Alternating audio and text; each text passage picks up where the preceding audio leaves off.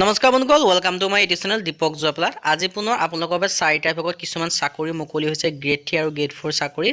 আপোনালোকে ভিডিঅ'টো শেষলৈকে চাব, তেতিয়া সকলো ধৰণৰ ভেকেঞ্চিৰ কথা গম পাব, কোনকেইটা বিভাগৰ পৰা ভেকেঞ্চিখিনি আহিছে। দৰমহা আপোনালোকক দিয়া হ'ব 35,000 টকা পাৰ মাহ। লগতে ভেকেঞ্চি আছে টোটেল 11,560টা চাকৰি আপোনালোকে দেখিব পাব। আৰু এই চাকৰিখিনিৰ কাৰণে আপোনালোকে কেনেদৰে আবেদন কৰিব লাগিব মই আপোনালোকক সেই কথাও দেখাই দিম। আহক আজি আমাৰ ভিডিঅ'টো আৰম্ভ কৰোঁ। আজি আপোনালোকৰ বাবে প্ৰথম বিভাগটো মুকলি হৈ আহিছে। ক'ৰ পৰা আহিছে মই আপোনালোকক জনাই দিছোঁ। আপোনালোকৰ প্ৰথম বিভাগটো মুকলি হৈছে Assam state textbook production and publication cooperation লিমিটেডৰ ফালৰ পৰা। ইয়াৰ কাৰণে ভেকেঞ্চিসমূহ দেখিব পাইছে, দুটা জুনিয়ৰ এছিষ্টেণ্ট মেনেজাৰ আৰু কমাৰ্চিয়েলৰ ভেকেঞ্চি আছে। আৰু ইয়াৰ কাৰণে আপোনালোকে অনলাইনযোগে আবেদনসমূহ কৰি ল'ব পাৰিব। আৰু ইয়াৰ কাৰণে লাষ্ট ডেট দিয়া আছে 4/3/2024, মানে আপোনালোকে মাৰ্চ মাহৰ 4 তাৰিখলৈকে এই ভেকেঞ্চিকেইটাৰ কাৰণে আপোনালোকে আবেদনসমূহ কৰি ল'ব পাৰিব।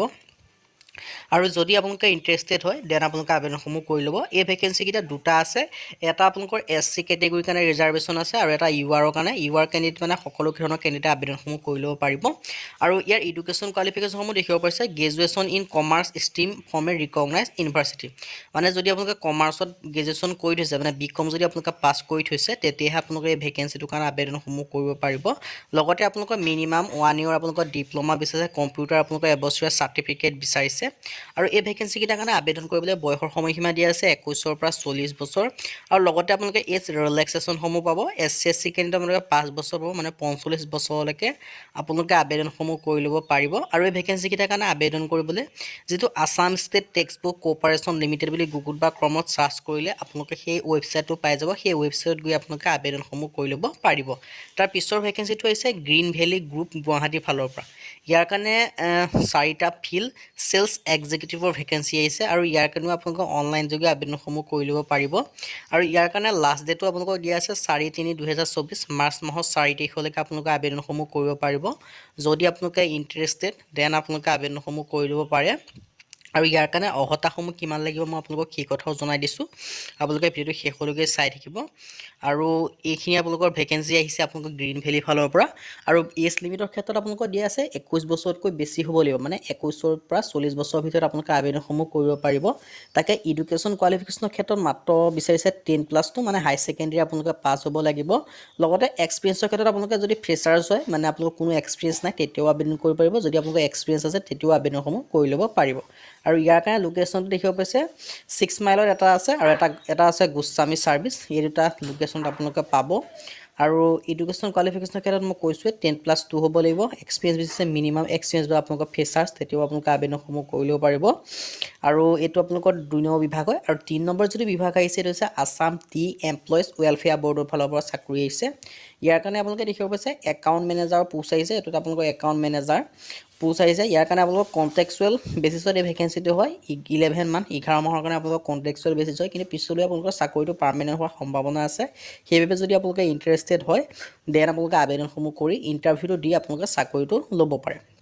আৰু লাষ্ট ডেটৰ সম্পৰ্কে মই আপোনালোকক কৈছোঁৱে 29/2/2024 আবেদনসমূহ কৰি ল'ব পাৰিব। আৰু ইয়াৰ কাৰণে আবেদনসমূহ অনলাইন কৰিব লাগিব নে অফলাইন কৰিব লাগিব মই আপোনালোকক সেই কথাও জনাই দিম। সেইকাৰণে আপোনালোকে ভিডিঅ'টো শেষলৈকে চাই থাকিব। আৰু ইয়াত দেখিব পাইছে পোষ্টটোৰ নাম কৈছে একাউণ্ট মেনেজাৰ এটা আছে। মিনিমাম এজ লিমিট আপোনালোকে 18 পৰা 40 বছৰলৈকে আবেদনসমূহ কৰিব পাৰিব। আৰু বয়সসমূহ আপোনালোকক গণনা কৰা হ'ব 1/1/2023 পৰ্যন্ত। লগতে মান্থলি আপোনালোকক ফিক্স চেলাৰিও দিয়া হ'ব 30,000 টকাকৈ আপোনালোকৰ এলাউঞ্চ এটাও পাব। আৰু এডুকেশ্যন কোৱালিফিকেশ্যনৰ ক্ষেত্ৰত আপোনালোকে গ্ৰেজুৱেশ্যন কমাৰ্চ বিচাৰিছে। যদি 45% আপোনালোকৰ মাৰ্ক আছে তেতিয়া আপোনালোকে ভেকেঞ্চিটোৰ কাৰণে আবেদনসমূহ কৰি ল'ব পাৰিব। ফাইনেন্স বা MBA কেটেগৰী হ'লেও। আৰু এক্সপিৰিয়েঞ্চ আপোনালোকৰ 2 years ৱৰ্কিং এক্সপিৰিয়েঞ্চ লাগিব। 2 বছৰীয়া আপোনালোকৰ ৱৰ্কিং কাম কৰা আপোনালোকৰ যদি এক্সপিৰিয়েঞ্চ আছে তেতিয়া আপোনালোকে ভেকেঞ্চিটোৰ কাৰণে আবেদনসমূহ কৰিব পাৰিব। আৰু এজ লিমিটৰ ক্ষেত্ৰত কৈছোঁ 18 পৰা 40 বছৰ। আৰু মান্থলি আপোনালোকৰ 30,000 মানকৈ আপোনালোকৰ দৰমহা পাব। আৰু এডুকেশ্যন কোৱালিফিকেশ্যনৰ ক্ষেত্ৰত বিচাৰিছে গ্ৰেজুৱেশ্যন কমাৰ্চ। যদি গ্ৰেজুৱেশ্যন কমাৰ্চ ষ্ট্ৰীমৰ হয় তেতিয়া আপোনালোকে আবেদনসমূহ কৰি ল'ব পাৰিব। আৰু ইয়াৰ পিছৰ ভেকেঞ্চিটো হৈছে জাহাজী HNS কলেজ শিৱসাগৰৰ ফালৰ পৰা। ইয়াৰ কাৰণে আপোনালোকৰ দুটা এছিষ্টেণ্ট প্ৰফেচৰ আৰু জুনিয়ৰ এছিষ্টেণ্টৰ ভেকেঞ্চি আহিছে। এইকেইটা আপোনালোকৰ গ্ৰেড 3 ভেকেঞ্চি হয়। শিৱসাগৰৰ ফালৰ পৰা ওলাই আহিছে। জুনিয়ৰ এছিষ্টেণ্টৰ কাৰণে এটা আছে। ইয়াৰ কাৰণে UR কেটেগৰী আবেদন কৰিব। UR মানে সকলো ধৰণৰ কেণ্ডিডেট আবেদন কৰিব পাৰিব। আৰু বয়সৰ সময়সীমাৰ ক্ষেত্ৰত 18 পৰা 40 বছৰলৈকে আপোনালোকে আবেদনসমূহ কৰিব পাৰিব।